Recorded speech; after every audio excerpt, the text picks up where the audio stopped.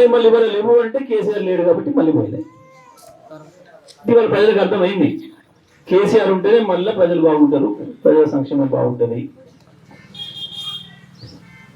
కేసీఆర్ ఉన్ననాడు, నేను జిల్లాలో మంత్రి ఉన్ననాడు ఒక్కటంటే ఒక కేసు చూపించలేదు.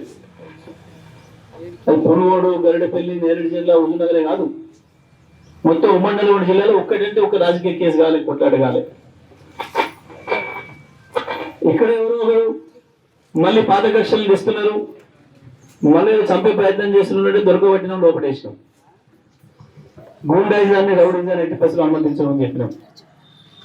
నా దగ్గరికి ఎవరిని రానియలేటువంటి ఎవడన్నా వచ్చినా నీ పాత బడిలో చేసే పనులు చేస్తున్నాడు, నా దగ్గర నేను చెప్పిన పద్ధతుల్లో ఉండాలి, శాంతియుతంగా ఉండేటట్టు అయితే మా దగ్గర రావాలని చెప్పిన ఎవరైనా జిల్లాలో. మాకు ఇది పోలీస్ అండ ఉంది, ఇలా మేము ఏం చేసిన కేసు కాదు అని అనుకుంటే మాత్రం తప్పవుతుంది. బీఆర్ఎస్ కార్యకర్తలు కూడా చెప్తున్నా, ఎవ్వరు దేనికి భయపడే పని లేదు.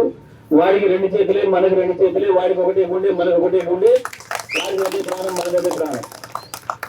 వాడికి సార్ గుర్తుంటున్నా అనుకుంటున్నారేమో, రాసి పెట్టి తీసుకుంటా, ప్రతి మండలం నుంచి రాసి పెట్టి తీసుకుంటా, ఎవడెవడు ఏం పని చేసిండో, ఎట్లా పని చేసిండో, కాంగ్రెస్ జీతగాళ్ళలాగా ఎట్లా పని చేస్తున్నాడో ఒకడొకడు అన్ని కూడా లెక్కలు తీసుకుంటా. చాలా మంది సర్వీస్ ఇంకా వీళ్ళు సిఐలు అయ్యేది ఉంది, డిఎస్పీలు అయ్యేది ఉంది. ఒక్కటి కాలేదు, జీవితం అంతా గర్వేసే కానీ ఆపేస్తా, ఒక్క నగరాలు చేస్తా. ఎవరినైనా ఏమవసరం, పోలీసుల డ్యూటీ నువ్వు నిష్పక్షపాతంగా చేయాలి. ఎవరు తప్పు చేస్తే వాళ్ళు తీసుకుపోవాలి. అమాయకులైన బీఆర్ఎస్ కార్యకర్తల్ని గీ రౌడీలకి, చిన్న రౌడీలు ఏం చేయలేరు. వీళ్ళు చాలా మంది చూసి వచ్చిన వాళ్ళం. మేము గట్టిగా కళ్ళు తెరిస్తే నిజంగానే వీళ్ళు అడ్రస్ లేకుండా పోయి రానాడే నాకు అధికారం అడ్రస్ కూడా ఉండకపోతుండే.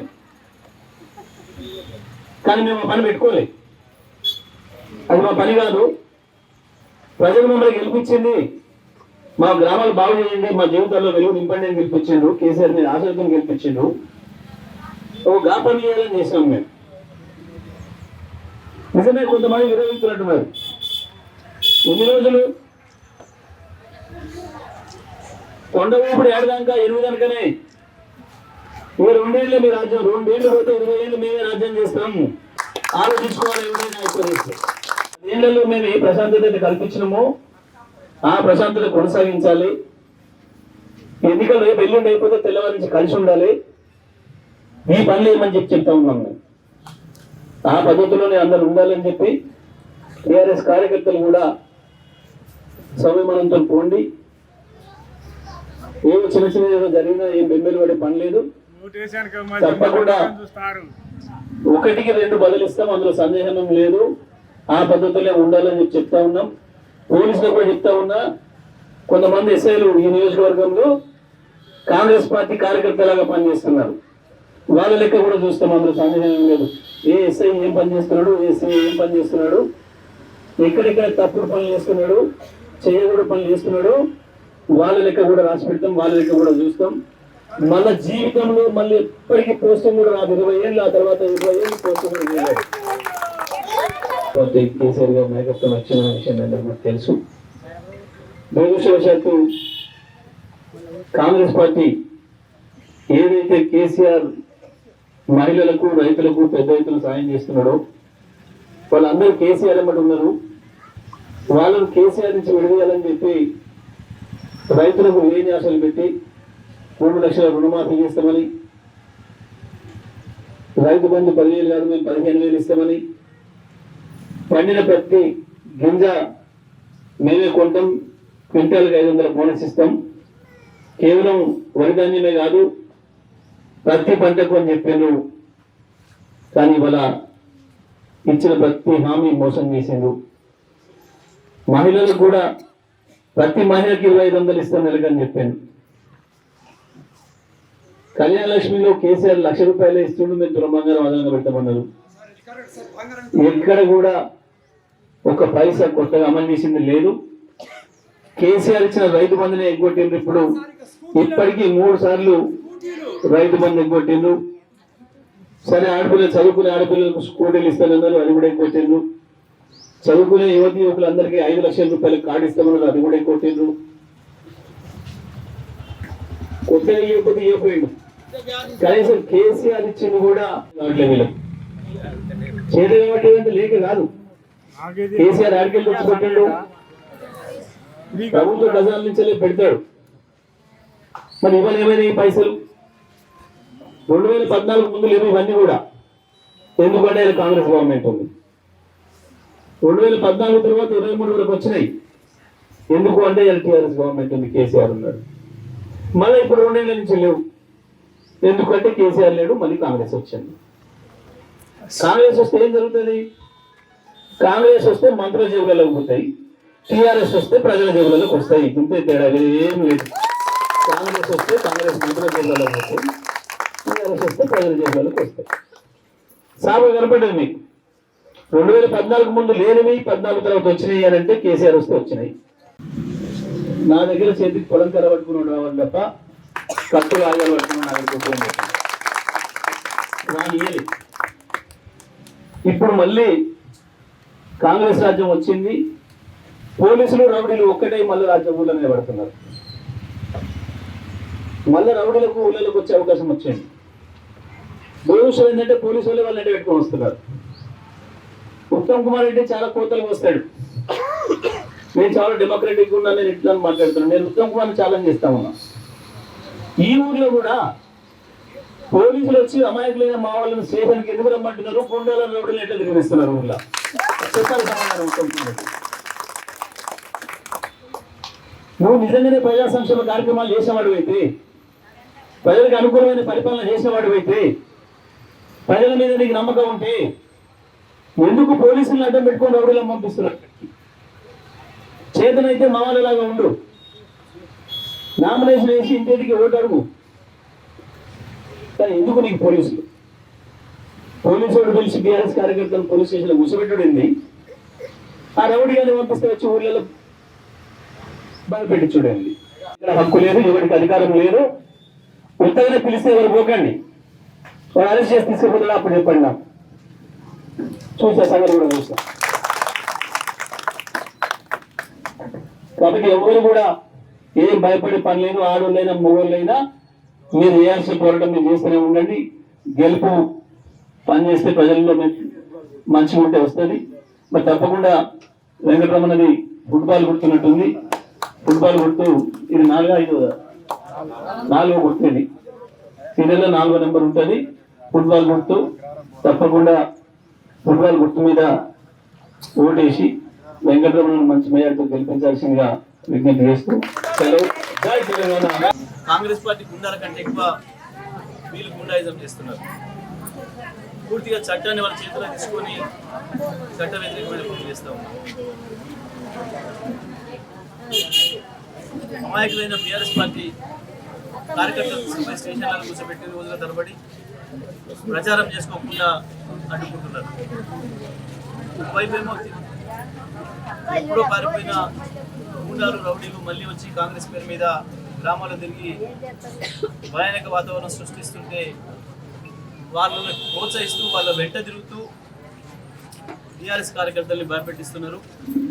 దీన్ని తీవ్రంగా ఖండిస్తా ఉన్నా. మంత్రి గారు ఉత్తమ్ కుమార్ రెడ్డి, నిజంగా 2 ఏళ్లలో నువ్వు ఏదైనా పరిపాలన బాగా చేసినా ప్రజలు నాకు సానుభూతి ఉందని నువ్వు అనుకుంటే మొట్టమొదలు నీ రౌడీలను గుండాలను దౌర్జన్యాలు ఆపివు, పోలీసులు వాడుకోవడం బంద్ చేయి.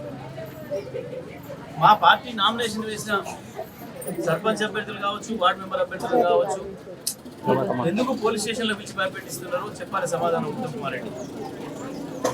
ఎక్కడ కూడా ఏ ఒక్కరోజు కూడా జీవితంలో పోలీస్ స్టేషన్ వెళ్ళని వాళ్ళు లేని వాళ్ళని పట్టుకొని బైండ్ ఓవర్లని కౌన్సిలింగ్ చేయాలని, కౌన్సిలింగ్ మీ వాళ్ళకి చేయాలి, అడ్డగోలుగా అధికారాన్ని దుర్వినియోగం చేస్తున్న వాళ్ళకి చేయాలి, గతంలో రౌడీ షీటర్లుగా నమోదైన వాళ్ళకి చేయాలి. కౌన్సిలింగ్ చేయాల్సింది మీకు కానీ టీఆర్ఎస్ పార్టీ కార్యకర్తలకు కాదు. కానీ ఆ పేరు మీద ఇష్టం వచ్చినట్టుగా రోజు తరబడి ముసపెడతాం. ఒకవైపు పోలింగ్ జరుగుతుంటే ఓటుకే పోనీయకుండా ఆపుతాం అన్న దుర్మార్గాలు చేస్తూ ఉన్నారు. నేను ఇప్పటికైనా చెప్తా ఉన్నా, చింతలపాలెం కావచ్చు, మఠంపల్లి కావచ్చు, గాడేపల్లి ఎస్ఐలు మీ ఆగడాలు శృతిమించిపోతున్నాయి. మీరు ఇప్పటికైనా బుద్ధి తెచ్చుకొని నిబంధనల మేరకు పనిచేయడం నేర్చుకోండి. కేవలం ఇవాళ ఉన్న మండల పార్టీ కాంగ్రెస్ నాయకులే మిమ్మల్ని కాపాడుతారు అనుకుంటున్నారు. మండల పార్టీ అధ్యక్షుడి పని, మండల కాంగ్రెస్ అధ్యక్షుడి పనిని మీరు చేస్తూ ఉన్నారు. ఇది బంద్ చేయండి. చాలా సర్వీస్ ఉంది మీకు ఇంకా రేపు భవిష్యత్తులో. అది ఆలోచించుకొని రేపు చట్టానికి చిక్కే పరిస్థితి తెచ్చుకోకండి. మీరు మీ మీద కూడా కేసులు అయ్యే పరిస్థితి కూడా తెచ్చుకోవద్దని చెప్పి నేను వాళ్ళకి హెచ్చరిస్తా ఉన్నాను. హుజూర్నగర్ సిఐ కూడా చాలా తప్పులు చేస్తూ ఉన్నారు. ఇప్పటికే మీ చిట్టా పెద్దగా అయింది. మా పార్టీకి సంబంధించిన సర్పంచ్ అభ్యర్థులు తీసుకుపోయి భయపెట్టించి కాంగ్రెస్ పార్టీ వాళ్ళకి అప్పచెప్పడం మీరు చేస్తున్న పని. గ్రామాలలో ఉన్న మా వాళ్ళని ఉదయం నుంచి సాయంత్రం వరకు కూర్చోబెట్టుడు, మేము కౌన్సిలింగ్ చేస్తున్నామని, బైండ్ ఎవరని, కేసులు ఉన్న వాళ్ళే ఊళ్ళో ఉన్నారు, రౌడీ హిస్టరీ చరిత్ర ఉన్న వాళ్ళు ఊళ్ళో ఉన్నారు. ఏ కేసులు లేనటువంటి అమాయకులైన వాళ్ళని తీసుకొచ్చేమో మీరు కూర్చోబెడుతున్నారు. ఇవన్నీ కూడా మానుకోవాలని చెప్పి నేను హెచ్చరిస్తా ఉన్నా. నమస్కారం. ఇప్పుడు జరుగుతున్న స్థానిక సంస్థల ఎన్నికల్లో గ్రామ పంచాయతీకి ఎన్నికలు నిర్వహిస్తూ ఉన్నారు. ఎన్నికలు కాంగ్రెస్ పార్టీ తీవ్రమైన ప్రజా వ్యతిరేకత ఉన్నది కాబట్టి పార్టీ పైన ఆ ప్రభుత్వం వైఫల్యం చెందింది కాబట్టి ప్రజల్ని భయపెట్టించి ప్రతిపక్ష పార్టీల నాయకుల్ని నామినేషన్లు లేకుండా చేసి, కిడ్నాపులు చేసి, దౌర్జన్యాలు చేసి తను అక్రమంగా గెలవాలని ప్రయత్నం చేస్తుంది. దాంతో పోలీసులను పూర్తి స్థాయిలో దుర్వినియోగం చేస్తూ ఉంది. కొంతమంది పోలీస్ అధికారులు కూడా వాళ్ళు పోలీసుల పని చట్ట ప్రకారం పనిచేసే విషయం కూడా మర్చిపోయి కాంగ్రెస్ పార్టీ కార్యకర్తలుగా పనిచేస్తున్నారు. ప్రత్యేకించి ఈ హుజూర్నగర్ నియోజకవర్గంలో ఇక్కడ 2-3 ఎస్ఐలు ఇవ్వకుండా పోరాటం చేస్తున్నారు, వీరోచితమైన పోరాటం చేస్తున్నారు. పర్టికులర్గా హుజూర్నగర్ నియోజకవర్గంలో ఇంత తీవ్ర నిర్బంధం మధ్యన కూడా ఇంత పోరాటం చేస్తున్న మా టీఆర్ఎస్ పార్టీ కార్యకర్తలను అభినందిస్తూ ఉన్నా. ఇదే పోరాటాన్ని కొనసాగించండి. ప్రజలు మన వైపే ఉన్నారు. మళ్ళీ కేసీఆర్ కావాలని చెప్పి ప్రజలు పెద్ద ఎత్తున కోరుకుంటున్నారు. గులాబీ జెండా వేసుకుని పోయే వాళ్ళని ఎవరినైనా ప్రజలు ఆదరిస్తున్నారు. తప్పకుండా ఇదే స్ఫూర్తితో ఇంకా ఈ 2 రోజులు కూడా పనిచేయాలని, తప్పకుండా ప్రజలు మీ వైపు మీకు ఫలితం ఇస్తారని మేము ఆశిస్తూ ఉన్నాం. ఇప్పటికీ నేను ఉత్తమ్ కుమార్కి చెప్తా ఉన్నా, ఒక్కసారి రివ్యూ చేసుకో మీ పని విధానం మీద. నీ నాయకులు కింద ఏం చేస్తున్నారు, పోలీసులకు ఏం ఆదేశాలు ఇస్తున్నారు, మీ స్టాఫ్ ఏమైనా ఆదేశాలు ఇస్తున్నారు, ఎటువంటి దౌర్జన్యాలు చేస్తున్నారు, పోలీసులు మితిమీరి చట్టాలను అతిక్రమించి పనిచేస్తున్నారో ఒకసారి రివ్యూ చేసుకుంటే మంచిది.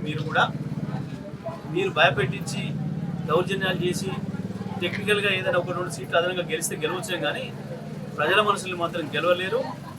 మీ వైఫల్యాలు బయటపడుతున్నాయి. తప్పకుండా ఆ రకమైన ఫలితాలని ప్రజలు ఇవ్వబోతున్నారు. ఇప్పటికైనా పద్ధతి మార్చుకుంటే మంచిదని చెప్పి నేను ఉత్తమ్ కుమార్ గారు సూచిస్తాను.